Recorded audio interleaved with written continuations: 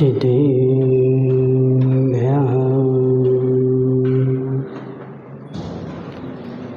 नमः श्रीवर्धमानाय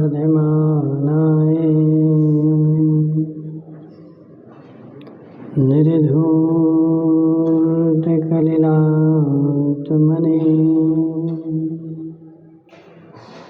सालोकानां त्रिलोकानां यद्विद्यादर्पणाय ते नमो रिहन्ताणं नमो सिद्धाणं नमो वैदेयाणं नमो अध्यायाणं नमो लोये सव्यसाहोमम्। पंच परमेष्ठी भगवान की, अनंत अनंत सिद्ध परमेष्ठी भगवान की, एक हजार देवादिदेव शांतिनाथ भगवान की, आचार्य भगवान समंतभद्र स्वामी की, आचार्य भगवान विद्यासागर जी महाराज की, आचार्य भगवान विशुद्ध सागर जी महाराज की,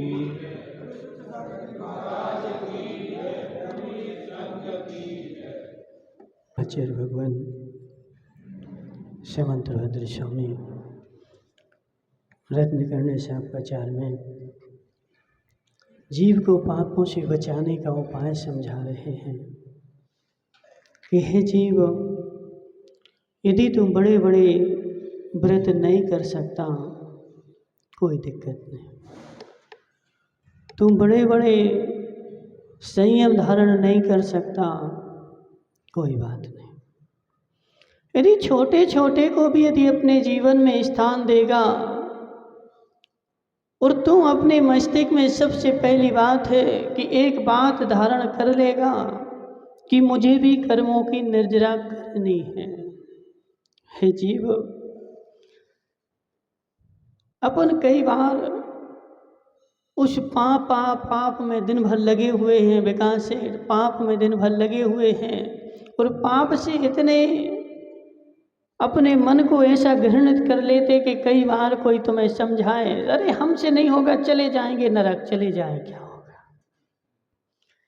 कई बार आदमी ऐसा घृणित हो जाता है, चलो हमसे तो होने वाला नहीं है। क्यों? क्योंकि उसके मस्तिष्क में ऐसी बात बैठ गई कि यदि स्वर्ग जाना है तो बहुत कुछ करना पड़ेगा, यदि मोक्ष जाना है तो बहुत सारा छोड़ना पड़ेगा। हे जीव, स्वर्ग जाने के लिए, मोक्ष जाने के लिए बहुत सारा नहीं करना, पहले मस्तिष्क में एक बात तो बैठा लो कि मुझे भी क्या है, स्वर्ग और मोक्ष जाना है। उसके प्रति मेरी प्रीति हो जाए। ज़्यादा नहीं करो संजय भाई, ज़्यादा नहीं करो, थोड़ा थोड़ा करो। बहुत बड़ा करने की आवश्यकता नहीं। और आज का व्यक्ति, आज के जीव, इनके मस्तिष्क में एक बात बैठ गई कि देखो, यदि धर्म करना है तो त्याग ही करना पड़ेगा। बिना भोजन छोड़े तो धर्म होने वाला है ही नहीं, और भोजन मुझसे छूटता है नहीं, और मैं धर्म कर सकता हूँ नहीं। संजय भाई, बिना भोजन छोड़े तो धर्म नहीं होगा ना? बोलो, होगा? धर्म करना है तो सबसे पहले मुझे भोजन छोड़ना पड़ेगा, और मैं भूखा रह सकता हूँ नहीं जयंतीलाल जी सेठ। और बिना भूखे रहे धर्म हो कैसे? तो हे जीव, भूखे रहने से धर्म होता है नहीं है? ताराबाई, क्या बोला हमने? भूखे रहने से धर्म नहीं होता तो किससे होता है? अब दिनेश दोषी तो सोच रहा था कि हम तो 1 महीना तक भूखे रहेंगे तो स्वर्ग मिल जाएगा। हे जीव, भूखे रहने अकेले से धर्म नहीं होता। भूखे मैं क्यों रहता हूँ? क्योंकि मेरी इंद्रियां खा खा करके और मस्त हो गई और वह इंद्रियां मेरे कंट्रोल में नहीं रही। तो जब तुम्हारी इंद्रियां, तुम्हारा शरीर तुम्हारे कंट्रोल में नहीं रहता है, कंट्रोल से बाहर जाता है, तो उसको फिर भोजन देना बंद कर देते हैं। और भोजन बंद करते हैं वह शिथिल पड़ जाता है और शिथिल पड़ करके तुम्हारे आज्ञा में चलने लगता है, इसलिए उसको भोजन छुड़ाया जाता है। आचार्य भगवान विद्यासागर महाराज कहते थे कि हे जीव, ये शरीर जो है वो क्या है? शरीर क्या है? शरीर गधा है। शरीर क्या है संदीप भाई? ये शरीर क्या है? ये शरीर गधा है। और ये गधा जो है, इसको जितना खिलाओगे उतना मस्त हो जाएगा। और मस्त ऐसा होगा कि एक बार गधा बैठ गया और खा पी करके अब वह उठने वाला है नहीं। इसलिए इस गधे को कितना खिलाओ, तो जितना यह काम करता रहे इतना खिलाते रहो। और जब मस्त हो जाए, काम करना बंद कर दे, अब इसका भोजन पानी बंद कर दो, वह तुम्हारा काम करता रहेगा। अब बेचारे गधों को खिला खिला करके मस्त कर दिया है। जीव, गधा जितना खिलाओगे गधे को उतना काम नहीं करेगा। और उस गधे के साथ मैं भी गधा बन गया, नहीं बनेगा। बोलो जयंती लाल जी। इस गधे के साथ रह करके मैंने अपने आप को गधा मान लिया। मैं कौन हूँ? मैं मोटा हूँ। संदीप भाई, तुम मोटे हो कि पतले हो? मोटे। कौन है मोटा? मोटा तो गधा है। तुम गधा हो क्या? मोटा कौन है? हे जीव, मोटा जो है वो गधा है, पतला जो है वो गधा है। मैं ना मोटा हूँ ना मैं पतला हूँ, मैं तो जैसा हूँ वैसा हूँ। इसलिए उस गधे को अपने से भिन्न जानो और उसको कितना खिलाओ, तो जितना उसको आवश्यकता है उतना खिलाओ और उससे काम ले लो। और जब तक खिलाते रहो तब तक वह तुम्हारा काम करता रहे। दीपक की अम्मा, मिथ्यात्व कहाँ हो गया? बोलो, क्या नाम तुम्हारा? विकास सेठ। मिथ्यात्व कहाँ हो गया? मिथ्यात्व यही हुआ है विकास भाई। मिथ्यात्व यही हुआ है कि गधे को मैं जान लिया और मैं उस गधे के अधीन हो गया। और गधे के अधीन होकर के ऐसा मानता हूँ गधा जो है वही मैं हूँ और मैं जो हूँ वही गधा है। गधे को अपने आप को गधा मान लिया। हे जीव, गधा भिन्न है और तू भिन्न है। उस गधे में तू मस्त क्यों हो रहा है? वह गधा तुमसे अलग है, इसलिए उस गधे को ज़्यादा नहीं खिलाना। कितना? क्योंकि जितना आराम दोगे, विकास सेठ तुम्हारे घर में नौकर है, दुकान में नौकर है नौकर। अब सत्य बताना, नौकरों की ऐसी आदत होती है। आज तुम्हारा नौकर 9 बजे आता था, वो 9:30 बजे आया, सेठ ने कुछ भी नहीं बोला, ठीक है। फिर धीरे धीरे उसने क्या किया, 9 की जगह 9:30 का रूटीन बना लिया। तुमने उस नौकर को दिन में 4 चाय पिलाना शुरू करी। तुम्हारा काम नहीं था उसको चाय पिलाना, 4 चाय नौकर को पिला दी। अब वह नौकर जो है, तुम जिस दिन 3 पिलाओगे तो बोलेगा सेठ, क्या बोलेगा बताओ? सेठ आज एक चाय हमें कम मिली है, 2-4 पीते थे। हे जीव, 4 पिलाने की तुमने उसको आदत डाली है, इसलिए वह 4 मांग रहा है। और जिस दिन एक भी नहीं पिलाते तो एक भी नहीं मांगता। तो ऐसे हे जीव, ये शरीर को भी, शरीर का भोजन छुड़ाना धर्म नहीं है और शरीर का भोजन खिलाना भी धर्म नहीं है। कोई आदमी बोले महाराज रात में भोजन छोड़ते हैं, खाते हैं तो पुण्य लगता है, ये पाप लगता है। रात में भोजन खाओगे तो क्या होगा? पाप लगेगा। तो दिन में करोगे तो पुण्य लगेगा। सत्य है कि नहीं? बोलो गटी भाई, रात में भोजन करोगे तो पाप लगता है और दिन में भोजन करोगे तो पुण्य लगता है। तो इसलिए जैसे सूर्य उदय हुआ और थाली लेके बैठ जाओ और जब तक अस्त नहीं हुआ तो खाते रहो। दिन में जितना जितना खाओगे उतना उतना पुण्य लगेगा। और बोलो जी बसंती लाल जी, रात में खाओगे तो पाप लगेगा और दिन में खाओगे तो पुण्य लगेगा। और दिन में खाओ तो भी पाप, रात में खाओ तो भी पाप, खाना ही पाप। लेकिन रात की तुलना में दिन में कम पाप लगता है, इसलिए मैंने रात का छुड़ा करके और दिन को लिखा। अब बहुत सारे लोगों की ऐसी मानसिकताएं हो जाती हैं, बोले रात में नहीं खाया तो दिन में खाया तो मैं तो पुण्य आत्मा हो गया। दिनेश भाई, खाना ही पाप है। महाराज अब क्या करें? बोला ना, अब दिन में ही खाना पाप है। अभी तक तो हम जानते थे कि रात में नहीं खाना, रात में खाना पाप है। अब तुमने बोला दिन में ही खाना पाप है, तो अब करे क्या? बिना खाए तो नहीं रहा जाता। हे जीव, ऐसी श्रद्धा बना, ऐसी श्रद्धा बना, खाना तो पाप ही है लेकिन बिना खाए शरीर चलता नहीं है। इसलिए मैं मजबूरी में खा रहा हूँ। और कितना खा रहा हूँ? जितने से शरीर चलता रहे।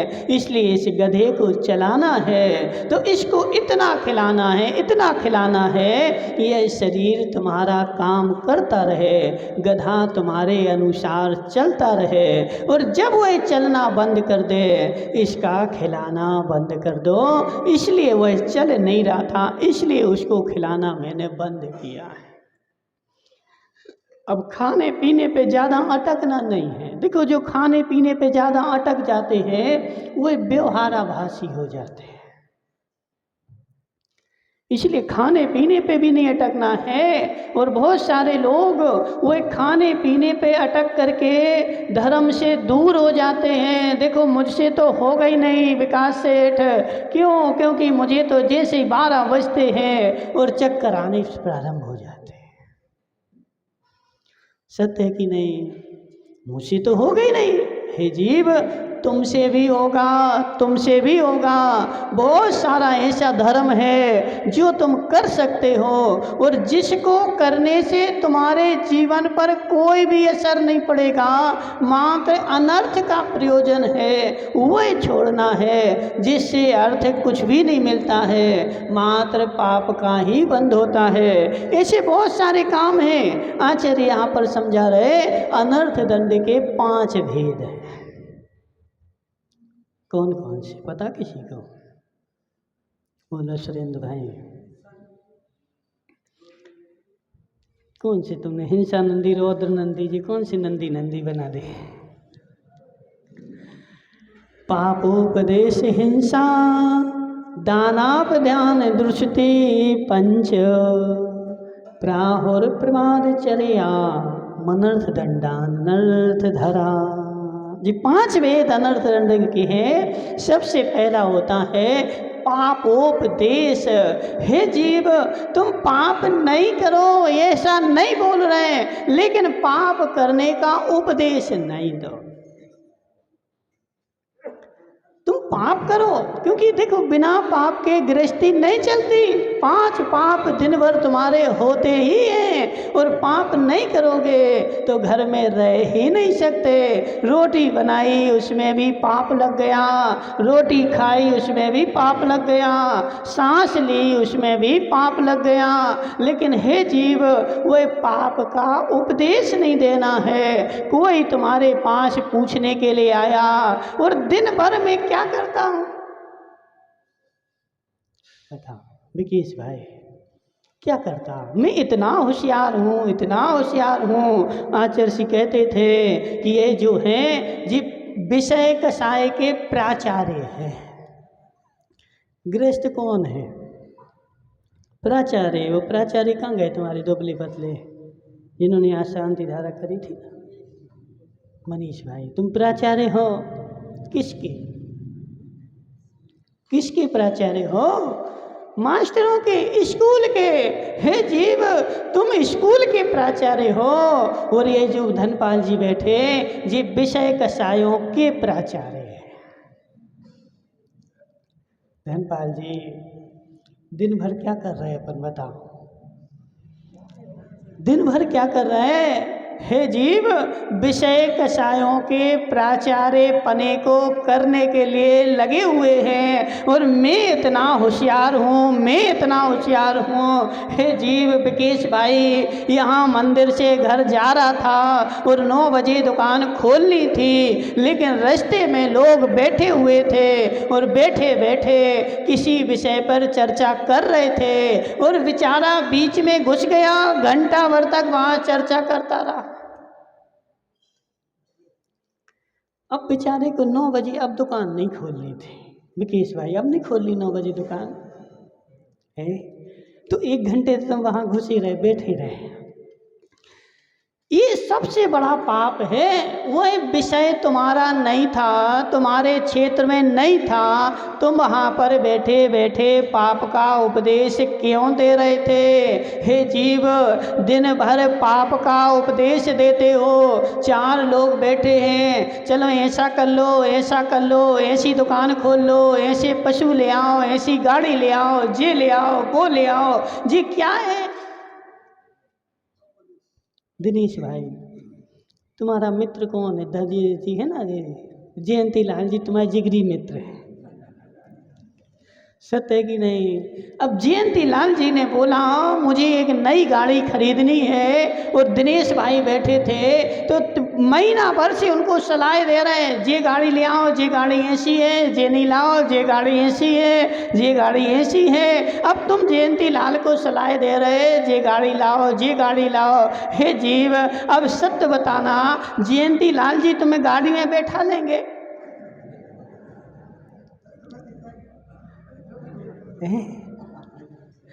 जयंती लाल जी वह गाड़ी तुम्हें देंगे ना, तो बैठा लेंगे, और तुम्हें कहीं जाना हो तो ना वो तुम्हें देंगे। अब उस गाड़ी से तुम्हारा क्या प्रयोजन?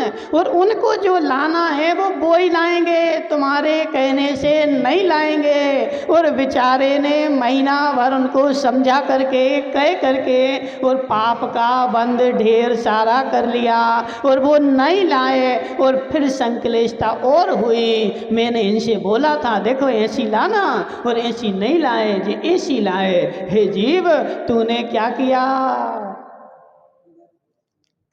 बोला तुमने क्या किया? पाप का बंद किया, और पाप की उनको सलाह दी। कम से कम हे जीव, जो तुम्हारा क्षेत्र नहीं है उसमें सलाह नहीं देते, और संसार में कोई भी मानता नहीं है। मानते हो क्या? बोलो विपुल भाई, तुम किसकी मानते हो? जो फ्री की सलाह है कोई मानता नहीं है, और मैं जो हूँ देता रहता हूँ, और ये फ्री की जो सलाह है इसको यहाँ पर आचार्य भगवान बोल रहे हैं कि यह जो है पापोपदेश है, हिंसा दान है। इसलिए कम से कम ये नहीं छोड़ो भोजन, नहीं छुड़ा रहे हम तुम्हारा, लेकिन जे पाप की सलाह देने का तो त्याग कर दो, फोकट की सलाह देने का त्याग कर दो। वह आदमी तुम्हारे घर पे आए और 4 बार पूछे हमें ऐसा ऐसा काम करना है, और ये जीव, और तुम्हें लगे कि ये वास्तव में पूछ रहा है तो सलाह दे देना, लेकिन पूछ ही नहीं रहा है, घुसे जा रहे हम तो। सत्य की नहीं? बोलो राकेश भाई, राजेश खन्ना हीरो। राजेश भाई सत्य बताओ, ऐसा होता कि नहीं? मैं एक मिनट भी फ्री नहीं बैठ सकता। यदि घर में फ्री बैठा हुआ हूँ मुझे चैन नहीं पड़ेगी और मैं घर से निकल जाऊँगा।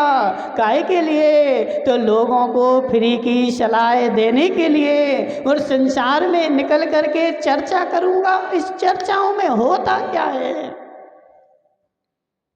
क्या होता बताओ जी? पापी जीव की पहचान, बसंती लाल जी, पापी जीव की पहचान, पापी जीव को 1 मिनट का भी समय मिले वो एक शांति से नहीं बैठता है, बाजार में निकल जाता है और लोगों को संसार में सलाह देना प्रारंभ कर देता है। और सलाह देते देते जित गोष्ठियाँ, जी बेचारे देखो गाँव में डोकरे वगैरह होते हैं तो वो क्या करते, चाय की पान की दुकान पे बैठ करके सारा दिन निकाल देंगे। क्या काम है? अब रिटायर हो गए, सरकार ने तो भेज दिया जाओ घर पे। अब बेचारे के घर पे बैठे बैठे मन लगता नहीं है, क्या करता है, बाजार में निकल जाता है और बाजार में किसी दुकान पे बैठ करके और संसार को संसार की सलाह देता रहता है। हे जीव, उसमें तुझे क्या मिला? बोला संजय भाई, तुम अपने घर से निकल गए और किसी का मकान बन रहा था और बस मकान पे जा कर के और घंटा भर खड़े रहे, 2 घंटे खड़े रहे और उसको सलाह देते रहे, यहाँ ऐसा गड्ढा खोदो, यहाँ ऐसा गड्ढा खोदो, यहाँ ये बनाओ, वहाँ वो बनाओ, और तुमने फ्री में इतना सारा पाप बंद कर लिया और वह तुम्हारा मानेगा नहीं। मानेगा क्या? किसकी मानेगा? बसंती लाल जी, किसकी मानेगा?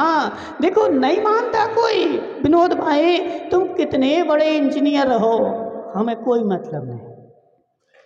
तुम कितने बड़े इंजीनियर हो और तुम बहुत बड़े इंजीनियर हो और दूसरे के प्लॉट बन रहा था और वहाँ जाके तुम फ्री में नक्शा बनाओगे, वो तुम्हारा नक्शा नहीं मानेगा। जब तक 50,000 इंजीनियर नहीं ले ले तब तक उसको शांति नहीं पड़ती है। वहाँ इंजीनियर के पास जाएगा, 4 बार घूमेगा, 50,000 देगा और फिर नक्शा बनवाएगा तो उसको तो वो मानेगा, और तुम फ्री में सलाह दोगे तो तुम्हारी मानने वाला है नहीं है। और मैं सलाह दिए बिना रहता हूँ नहीं हूँ। तो हे जीव, यह पापोपदेश है, पाप का उपदेश तुमने उसको दिया, तीव्र पाप का बंद कर लिया, तुम्हें क्या मिला?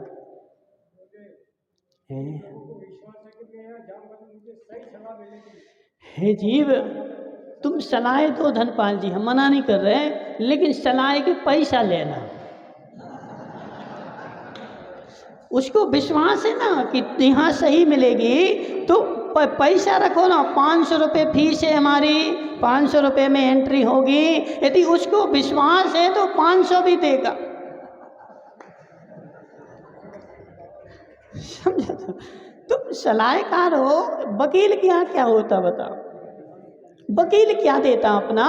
कुछ भी नहीं देता। वकील तो मात्र सलाह ही देता है। तो वकील ने अपने सलाहकार का बोर्ड लगा रखा है, फीस रख रखी है, उसके यहाँ जाओ, उसको फीस दो, वो सलाह देता है। तो ऐसे हमें भी यदि सलाह देनी है, अपने घर में एक बोर्ड लगा दो, हम सलाहकार हैं, जिसको भी चाहिए है 5,000 रुपया हमारी फीस है, आ जाओ सलाह लेने के लिए। क्यों? तो क्या वकील को 5,000 नहीं देते क्या? बोलो। वकील 5,000 नहीं लेता क्या महाराज? 5 लाख ले लेता है सलाई के लिए। वह इंजीनियर के पास जाते हो, वो इंजीनियर क्या करता बताओ? एक कागज पे एक कैसा बना के तो दे देता, वो कौन सी ईंटें रखने आता? इंजीनियर तुम्हारे मकान में ईंटें रखने आता क्या?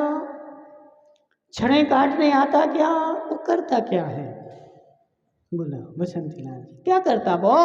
तुम उसके 5-10 बार जाते हो और एक कागज़ पे वो ऐसी लाने खींच करके तुम्हें दे देता है, और उसके तुम 50,000 देते कि नहीं देते? हे जीव, यदि तुम सच्चे सलाहकार हो और उसमें पाप कम लगता, यदि 5,000 रुपया दे करके सलाह तुमने दी, उसमें पाप का बंध कम है, और फोकट में सलाह दी तो उसमें पाप का बंध तीव्र है। क्यों? क्यों? क्योंकि तुम सलाह के व्यसनी बन गए, तुम्हें सलाह का नशा चढ़ गया। जब तक मैं सलाह नहीं दूं तो मेरा भोजन नहीं पचे, इसलिए मैं सुबह से उठ करके 50 लोगों को 50 प्रकार की सलाह दे करके आता हूँ। हे जीव, कितना पाप का बंद कर लिया। तुम्हें क्या मिला? बोलो विकेश भाई, तुम्हें क्या मिला है? तुम्हें क्या मिला? महाराज पाप तो मिला, पाप का बंध तो हुआ। तो ऐसे ये आचार्य यहाँ पर बता रहे हैं कि हे जीव, यह जो है पाप की उत्पादक है। पाप का उपदेश देना, किसी को सलाह देना पाप के संबंध में। और किस संबंध में सलाह दोगे बताओ? तुम्हारे यहाँ सुरेंद्र भाई कोई आया है, जी संदीप आया, तो वो भगवान महावीर की कहानी करने तो आया नहीं, वो शास्त्र सुनने तो आया नहीं। किसके लिए आया है? तो फ्री की सलाह लेने। और आदमी की आदत है, जब तक तुम संसार के ऊट पटांग बातें करते रहोगे वो तुम्हारे पास बैठा रहेगा, और तुम शास्त्र खोल लोगे तुरंत भाग जाएगा। किसी को भगाने के लिए देखो डंडा नहीं मारना पड़ता, क्या किसी को भगाना हो डंडा नहीं मारना पड़ता। 25 लोग बैठे हैं, तुम उनसे संसार की बातें करो, वो दिन भर बैठे रहेंगे, और तुम एक काम करो, शास्त्र खोल लो और उसको वाचना प्रारंभ कर दो। किसी को लघु शंका लगेगी, किसी को भूख लगेगी, किसी को काम याद आ जाएगा, और सारे के सारे उठ करके चले जाएंगे, एक भी नहीं बैठेगा। और पाप की चर्चाएं करोगे, सारा संसार तुम्हारे पास बैठेगा। इसलिए सुरेंद्र भाई, पाप का उपदेश संसार में नहीं देना, क्योंकि सामने वाला करता वही है जो उसको करना है। कौन किसकी मानता है? मानता क्या? बोलो। हमारे पास बहुत सारे लोग आते, महाराज हमारे बच्चे का नाम रख दो। हमने बोला हमें मिले तुम्हें सीधे साधे समझ रहे? हमारे पास समय नहीं था, तुम्हें हमें मिले तुम। क्यों? क्योंकि उसका नाम रखने में तो महीना भर लग जाए। तुम 5,000 नाम बताओगे, जे पसंद नहीं आ रहा है, जे ऐसा है, जे ऐसा है, जे बड़ा है, जे लंबा है, जे पुराना है, जे ज़्यादा नया है, जे छोटा है, इसमें ऐसा है, इसमें ऐसा है। हे जीव, वह महिलाओं की साड़ी लेने जाते ना, कोई साड़ी बेचता है यहाँ पे? साड़ी कौन बेचता है बताओ? अच्छा नागेंद्र दादा। साड़ियाँ फुटकर में कि थोक होलसेल में, रिटेल में बेचते हो? अब सत्य बताना, तुम्हारे यहाँ कोई महिला आई, सुरेंद्र की देवी आई कि हमें साड़ी देखनी है, अब बताओ वो क्या कहेगी? बोल है? हाँ हे जीव, सबसे पहले साड़ी दिखाओ, इतने रेंज की दिखाओ। अब जी ऐसी है, इसमें ऐसी दिखाओ, इसका कलर ऐसा है, इसमें ऐसा दिखाओ, इसमें डिजाइन ऐसी है जी, इसमें कलर ऐसा है। अब नई डिजाइन की दिखाओ, रोज के पहनने के लिए दिखाओ। अब ऐसी दिखाओ कि रोज में भी पहन सकें और मंदिर में भी पहन सकें, ऐसी दिखाओ। वो फिर और उसी में ऐसी दिखाओ कि मंदिर में ही पहन सकें और बाहर भी जा सके। अब ऐसी दिखाओ। 5,000 तो देख लेगी लेकिन पसंद एक भी नहीं आएगी। हे जीव, असत्य क्या, बोलो नहीं होता क्या? हे जीव, सब संसार का सबसे बड़ा समताधारी आदमी वही है जो साड़ियों की दुकान खोले है।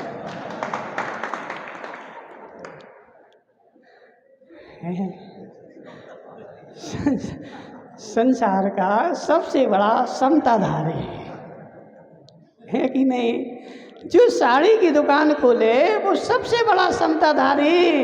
इतनी समता नागेंद्र दादा यदि धर्म क्षेत्र में आ जाए तो इसी भाव से तुम्हारा मोक्ष हो जाए, करना कुछ नहीं है। इतनी समता रखी, इतनी समता रखी। उस महिला ने 4 आई थी, 40 साड़ी नीचे गिरवाई, दिखवाई, लेकिन एक भी लेकर के नहीं गई। अब नागेंद्र दादा क्या बोलोगे तुम? बोलो। 4 मिलकर के आई और 1 घंटे तक तुम्हारी 40-50 साड़ियाँ उन्होंने नीचे पटकवाई और देखी और घंटा भर लगाया, लेकिन लेकर के एक भी नहीं गई। अब तुम कितनी क्षमता रखते? अंदर में तो ऐसी क्रोध आता है कि डंडा उठा करके 4 मारे। नहीं आता क्या नागेंद्र दादा? सत्य बताना। अंदर में क्रोध आता है, डंडा उठा के मारे, लेकिन मारते हो क्या? नहीं, क्षमता रखते हैं और उतने पे और बोल देते हैं, हे माता अभी नया माल आएगा फिर और आना। ऐसे ही बोलते कि नहीं, अभी नया माल आने वाला है फिर तुम और आना। और अंदर में ऐसे भाव होते, हे भवानी भाई अब नहीं आना। हे जीव, लेकिन वह जीव अंदर में कितनी क्षमता रखता है। ऐसी क्षमता यदि मुनि बन के रख ले तो तुम्हारा इसी भाव से विदेह क्षेत्र जाओगे और विदेह क्षेत्र जा करके तुम एक भावतारी बन के मोक्ष हो जाए। हे जीव, बस करना है तय। और माताओं का तो ऐसा काम ही है, बेचारी घर में बैठी हो, कोई काम नहीं है, नेट बंद हो गया। समझ रहे हैं? जिस दिन ऐसा नियम है, यदि कोई दिन नेट बंद हो गया, घर में कोई काम तो ये नहीं। आजकल की माताओं को क्या काम है बता? 4 रोटी बनाई और बैठे सोफा पे, एसी चला के बैठे सोफा पे मोबाइल चला रहे और नेट बंद हो गया, घर में कोई काम नहीं है। अब क्या होगा? तो साड़ियों की दुकान पे भीड़ लग जाएगी। लेनी नहीं है, लेनी नहीं है, क्या करना है? समय पास करना है तो चलो साड़ियाँ देखिए आए। नागेंद्र दादा समझो बात को। हे जीव, ये भी अनर्थ का प्रयोजन है। हे माताओं सुधर जाओ, अपनी आदत सुधार लो। यह आदत भी पाप का बंद कराने वाली है। यदि लेना है तो उसके यहाँ से लेकर के आओ। 1 घंटे उसको परेशान किया, लेकिन लेकर के कुछ भी नहीं आए। तुमने अपना भी समय खराब किया और उसका भी समय खराब किया। तुमने क्या किया? पाप का बंद कर दिया, घंटा भर तक लगाए, परेशान किया। इसलिए क्या करना है? ये सब फ्री की सलाह है। पाप का काम, ये सब बंद कर दो अनिल सेठ। तुमसे कोई पूछे तो बताना, और नहीं पूछे तो किंचित मात्र भी नहीं बताना। हे जीव, घोर पाप का बंद होता है, अपन फ्री बैठते हैं और कोई भी लोग आ गया उसको अपन ऐसी ऐसी सलाह देते हैं। आचार्य यहाँ पे बोल रहे, हिंसारंभ संबंधी, छल कपट संबंधी, क्लेश संबंधी बहुत सारी चर्चाएं करती। किसान ही आ गया, अब किसान से तुम क्या बताओगे? मास्टर है, किसान आ गया, हे किसान ऐसी ऐसी दवाई डालो। खेत में इल्ली लग गई, किसान आया, सेठ जी अब पैसा तो दिनेश के यहाँ से ही ले जाएगा। समझ रहे? दिनेश भाई तुम्हारे पास किसान आया और उसने पूछा, सेठ जी खेत में इल्ली लग गई, ऐसी ऐसी इल्ली लगी है, फसल चौपट कर रही है, कौन सी दवाई डालें? अब तुम बेचते नहीं हो लेकिन तुमने उसको सलाह दे दी, ये वाली दवाई जो है बिल्कुल बढ़िया है, एक बार डालोगे एक इल्ली नहीं बचेगी। और वो जो था दवाई ले गया, और उसने वो दवाई, जयंतीलाल जी तुम भी नहीं करना, और दवाई के लिए पैसा लेने आए तो देना भी नहीं है, नहीं है अभी दवाई को पैसा है नहीं है, मना कर देना। क्यों? क्योंकि दवाई के निमित्त से ले गया और वो दवाई ले जाएगा, कितनी करोड़ों इल्लियों को मारेगा, डालेगा। और दिनेश ने उसको सलाह दी थी, हे जीव तू तो फ्री में फंस गया, लेना एक ने देना दो, तुम फ्री में सलाह दे करके उस पाप का भागी कितना बड़ा बन गया। आदिनाथ भगवान ने मात्र इतना सा तो उपदेश दिया था, पापोपदेश। किस बात का? क्योंकि राजा थे, उनका तो कर्तव्य था, और लोगों ने माना तो उन्होंने अपने कर्तव्य का ही पालन किया। इसलिए सलाह दी कि बेल है तुम्हारी फसल खाते हैं तो तुम मूसिका बांध दो। क्या हुआ? अच्छी सलाह दी थी, मूसिका बंधवाया था, लेकिन मूसिका बंधवाने से उनके मुंह में 6 महीने का मूसिका बंध गया, 6 महीने तक गटीवाई आहार नहीं मिला। और मैं तो संसार में किसानी करने की, खेती करने के लिए लोगों को दवाई डलवा रहा हूँ, ऐसी ऐसी दवाई डाल दो, और कितनी लाखों करोड़ों अरबों असंख्यात लटें उसमें मरती हैं। अब उसका पाप बांध करके कहाँ जाएगा?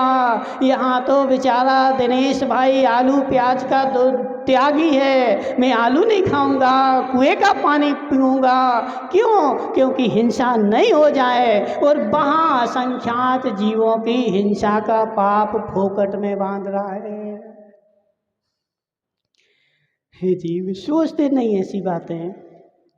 दिलीप भाई तुम दवाई बेचते हो, सलाह देते हो, हे जीव जब नहीं बेचते तो उस वस्तु की सलाह भी नहीं देना। फोकट की सलाह हमारा वो विषय ही नहीं है। हमारा जो दुकान खोले उसकी सलाह तो उसको बेचो, ठीक है बेचना पड़ रहा है क्योंकि दुकान खोले है। जी खोले ना सावन भाई, क्या बेचते तुम? चड्डी बनियान,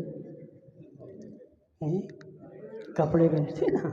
हाँ ठीक है, उन कपड़ों को बेच रहे, उनकी सलाह में देना पड़ रही है इसलिए दे दो, लेकिन दूसरे संबंधी किराने की सलाह तो मत दो, गड्ढा खोदने की सलाह तो मत दो, जीवों को मारने मरवाने की सलाह तो मत दो।